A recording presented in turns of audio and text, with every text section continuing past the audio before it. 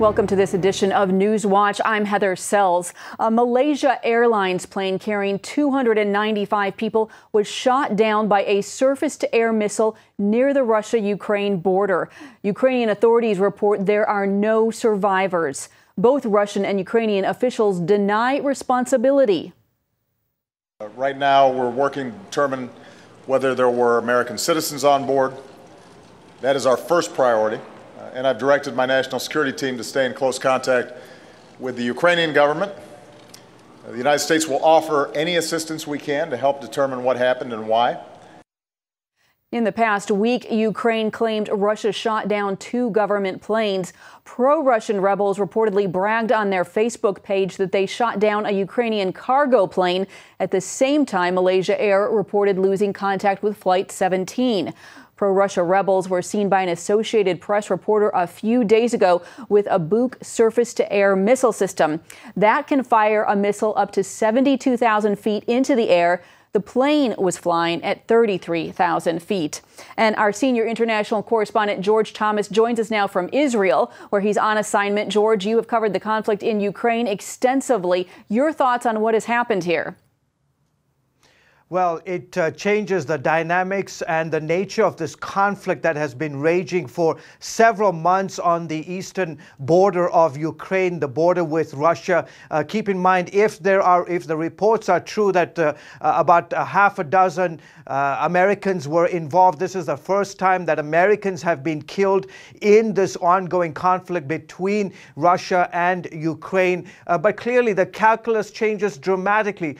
The initial assessment is going to be who actually fired this. Was it the pro-Russian separatists in Ukraine, or was it the Ukrainian forces? That's something that's still to be determined. But clearly, it changes the nature of the conflict, Heather, and what it means going down forward. Right. Yeah, it's really interesting, the possibility that there were Americans who lost their lives. And if Russia was responsible for the downing of this plane or involved in any way, how could this play out internationally in the court of public opinion as it influences foreign policy? You know, it's interesting because I was there in Ukraine made about 2 visits the beginning of the year, and then obviously the crisis that was playing out in the streets of Kiev in downtown Ukraine. But you know, the pressure has always been on Russia. Just a few days ago, the United States slapped sanctions on Russia, going after their key industries, their banking as well as the oil sector. But this increases the pressure even more to a larger extent, because the Ukrainians have been saying all along that the pro-Russian separatists that have been fighting, that have engaged in the eastern part of the country, have been heavily funded by the Russians. And this gives the Ukrainians, gives those around the country of Ukraine more ammunition to say, listen, Russia has its fingerprints over all of this. Right. George, we know that President Obama and Russian President Putin have spoken by phone about this incident. At this point, how do you think the U.S. and the world should proceed, and what are the key pieces of information that we need to know? I think it's a little bit too early, because I'm sure investigators are rushing to the crash site and going through the wreckage and so forth, and trying to this is DNA. You're looking for fingerprints, for clues and so forth. But they have to identify who fired this. I mean, was it the Russians, or was it the pro-Russian separatists in Ukraine, or did it come from across the border? Those are all very critical questions that are going to be that you're going to need to find answers for. But you have to remember, I'm here in Israel covering the ongoing conflict between Israel and Hamas, and suddenly, things have changed dramatically. Now the focus is back on this part of the world, where for several weeks this conflict has been going on between Russia and Ukraine, between the pro-Russian separatists and the Ukrainian forces. And the international community, the international press, has not been covering it because it's been complicated and it's been going back and forth. Remember that in the last few weeks,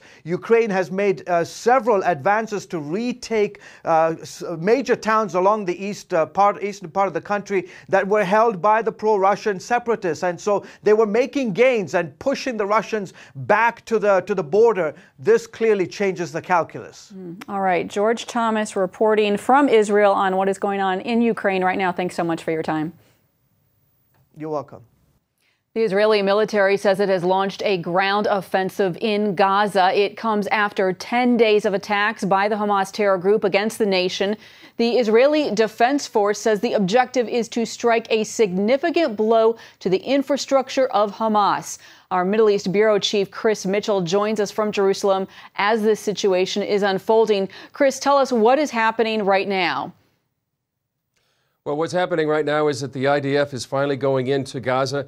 Apparently, the first initiative, the first goals that they have is to destroy some of the tunnel infrastructure between Gaza and Israel. And what's happened is Hamas is using that sometimes to actually infiltrate into Israel proper. That happened earlier today. We were in actually at a fire station doing a story on some volunteer firemen from the United States, and they were doing, it was just about less than a mile, I think, from then where some Hamas infiltrators had come in. They were stopped. Actually, they sealed off that area. We were in that area for a little bit, and they sealed that area because of these infiltrators. So that's probably the first initial stage of this ground operation, is to destroy those tunnels right on the border. So, Chris, was it really those tunnel infiltrators, if you will, that provoked this ground offensive? I think it had something to do with it, Heather, for sure.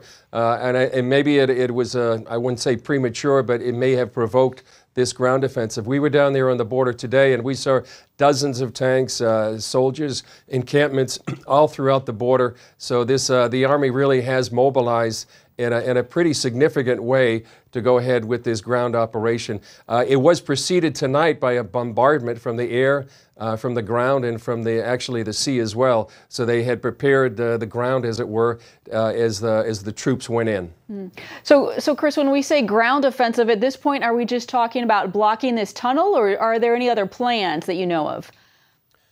Well, I'm sure they have a lot of plans. Back in 2008, 2009, in Operation Cast Lead, they actually cut Gaza into three parts as they went in on the ground. So it remains to be seen how actually far the Israeli Defense Forces plan to go in. But I'm sure they have plans that go from maybe right on the border to destroying these tunnels to actually finally occupying all of Gaza and actually topping Hamas. How far they go and all of these plans remains to be seen, and I'm sure they'll be assessing things as each stage goes by. You know, and Chris, as you know, unfortunately, several children have been killed over the last few days in Israel's air attacks on Hamas.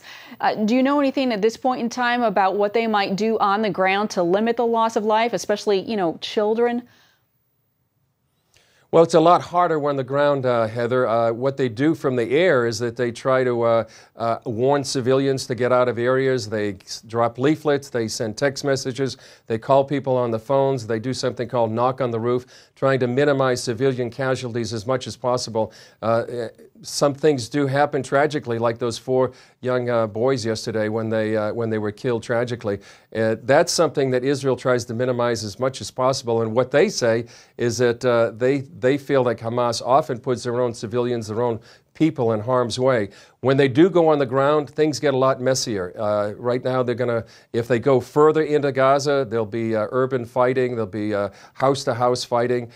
There's a whole maze of tunnels under Gaza City and throughout that area right now that Hamas has constructed. So they could, you know, Hamas operatives can go from one house to another. It's very dangerous fighting, and that's when the civilian casualty count could rise substantially. Hopefully it doesn't, but it's much more difficult once you get on the ground in there.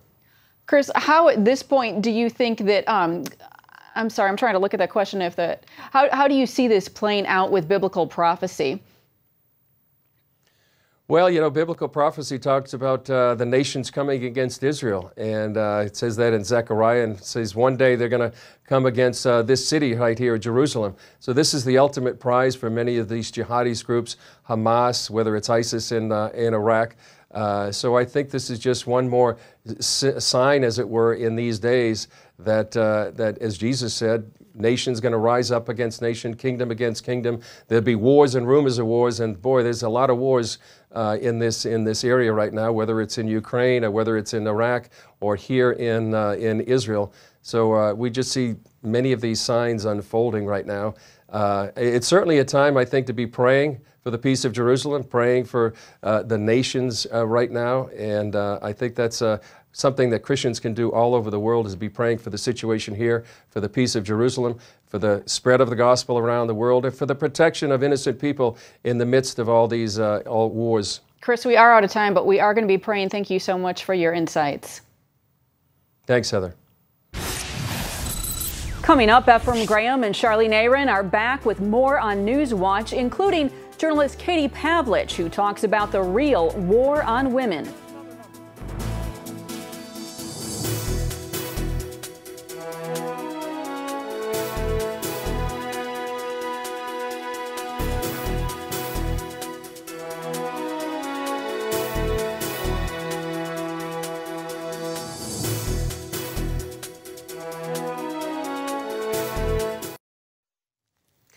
Are Republicans waging a war on women? That's what liberal Democrats and some in the major media want you to believe. But one journalist says the real assault on women is coming from the left. Take a look. There's a shocking and sustained war on women going on, all right, but the perpetrators of it are not conservatives and the GOP. So says journalist Katie Pavlich, Fox News contributor and news editor at townhall.com. Pavlich says the liberal heroes of the women's movement are frauds, including such revered figures as Bill Clinton and Barack Obama, who's often called the most pro-woman president in history. If that's true, she asks, why does President Obama seek to make women completely dependent on the federal government? In her new book, Assault and Flattery, The Truth About the Left and Their War on Women, Pavlich sheds light on issue after controversial issue, from gun control to birth control, and claims it's the Democratic Party and the liberal left who are undermining the freedom and future of American women. And the issue of birth control surfaced once again with the recent Hobby Lobby ruling. Liberals are claiming it's another example of Republicans trying to hurt women. But Katie Pavlich told CBN's Pat Robertson that's just not true. In terms of the Hobby Lobby decision, it comes down to the left being very dishonest about what the decision was. You'll notice that despite the entire Hobby Lobby legal counsel team being women and fighting on behalf of Hobby Lobby, the media is not mentioning that, and they're only focusing on this bogus idea that 5 Supreme Court justices who happen to be men are now meddling in the lives of women when it comes to the contraception that they choose. Another lie that the left is perpetrating is that contraception is now being banned or taken away from people, when the fact is that before the Supreme Court ruled on this, Hobby Lobby provided 16 different forms of contraception to its employees, and they're going to continue to provide 16 forms of contraception. And so the left is using dishonest tactics. They're lying to women in order to manipulate them and scare them into votes. And quite frankly, I find it pretty sexist that the left is continuing to define women by the pills that they take rather than the issues that they're focused and worried about. Well, what about the White House? I understand that they don't pay as much to women as they do to men. Right. So Barack Obama is billed as one of the most pro-women presidents in history. And first off, I want to start with his 2012 campaign. We remember the life of Julia and how they portrayed this woman from birth to death, depending on the government for everything, from her housing to her contraception to her health care to raising her child. But why is it that when feminists are always screaming sexism, they weren't concerned about the Obama administration not asking about the life of John? Why was it that they only portrayed women as the weaker of the genders and not capable of taking care of themselves without the government holding their hand? On the issue of Barack Obama himself, he has put forward very damaging policies for women, making them more dependent on the government, telling them the government will take care of them.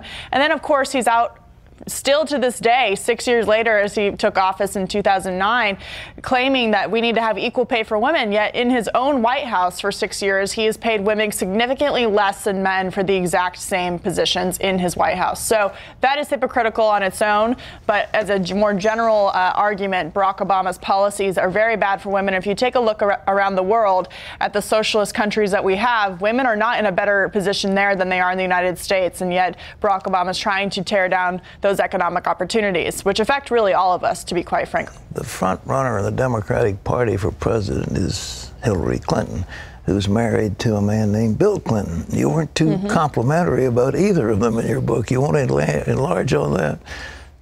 Yeah, well, you know, Hillary Clinton has been portrayed as a women's rights champion, and if she runs in 2016, she definitely will be held up as a women's rights champion, a champion of women and girls. But the fact is, when you take a look at Hillary Clinton's long history, I think she'll go down as having a legacy of defending some of the country's most abusive and powerful men. And I'm not just talking about her husband, Bill Clinton. If you take a look at her work in the 90s, when she completely helped destroy the men that her husband had sexually abused in order to hold on to political power. If you take a look at her record at the State Department, where she brushed sexual assault and abuse of minors overseas under the rug, it's important in 2016 to point out that, look, if Hillary Clinton's going to run as a champion of women and girls, she doesn't have a very good history when it comes to protecting young women from sexual assault, either from her husband or from bad people in the State Department who took advantage of young women overseas during her official trips. And you can catch much more of that interview with Katie Pavlich at our website, including why Hollywood is filled with hypocrites when it comes to women's rights. That's at cbnnews.com. Up next, they're faster, they're more efficient, and they're more affordable. So why does the government want to shut them down? We'll hear from both sides of this Uber debate.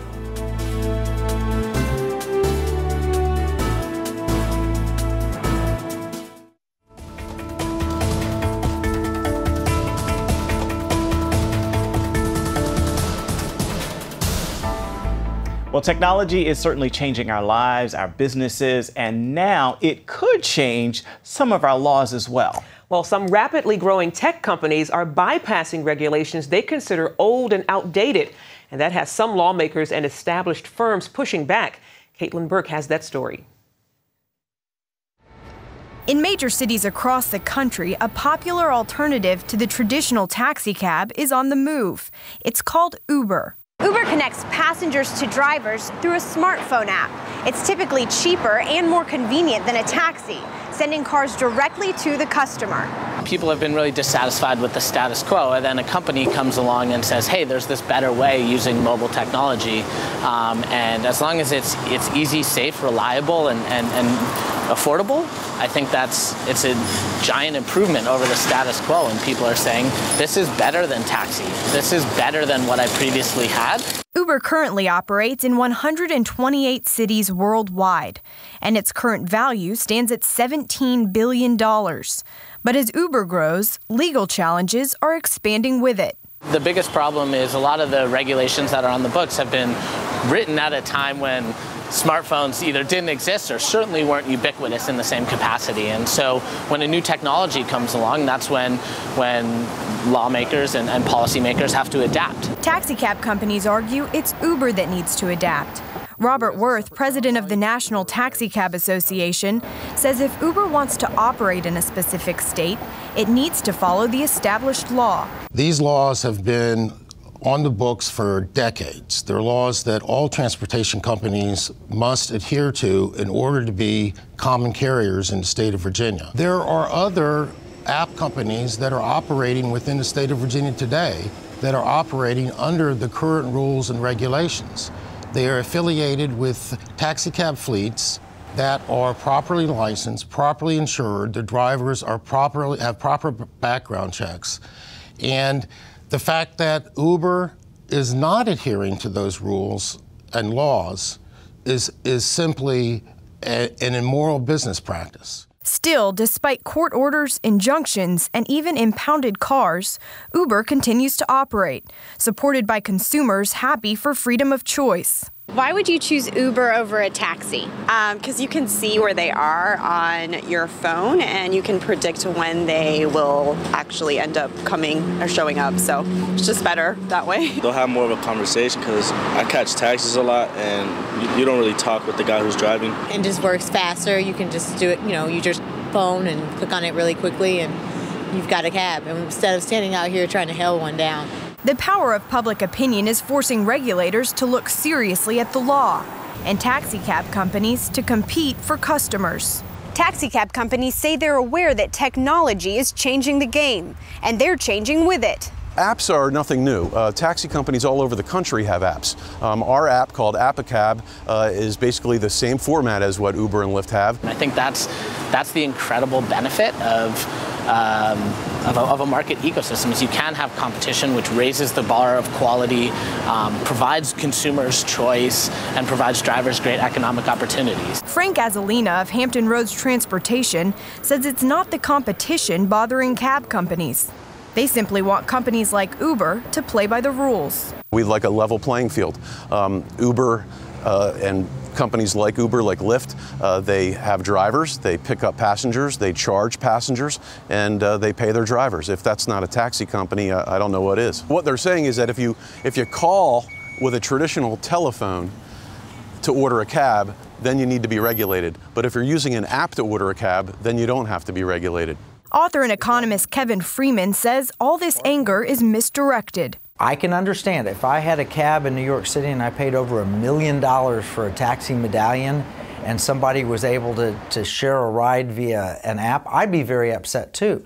But they're getting upset the wrong direction. They should be upset that they have to pay $1 million for a business license permission to drive a cab in New York. That's government being too intrusive in the economy. If they didn't have to pay the $1 million, I'm sure that they could compete very effectively. In the end, it's likely that some laws will be adjusted, and Uber will work with the cities it operates in. But for now, the battle continues. Technology and innovation is not the same as breaking the law. We have no plans to slow down. Caitlin Burke, CBN News, San Francisco, California. Finally today, Operation Blessing is providing aid for Syrian refugees in Bulgaria. Many refugees fleeing the brutal warfare in Syria are looking for shelter across the border in countries like Bulgaria. The Bulgarian government has prepared makeshift camps where families must sleep on the floor on mats and in crowded rooms. Operation Blessing is working with several organizations, providing beds, clothing, and other necessities. One camp already has individual rooms for families, cooking facilities, washrooms, and even classrooms for the children. And more camps are being added to prevent overcrowding. Praise God for Operation Blessing. Always doing good work. Amen. Well, that's it for now on CBN News Today. You can find more of our exclusive coverage of the issues you care most about at cbnnews.com. And take the time to tell us what you think about the stories you've seen here today. You can do it on Facebook or at CBN News on Twitter. Hope you'll join us again right here next time. It is Thursday. Make it a thankful one.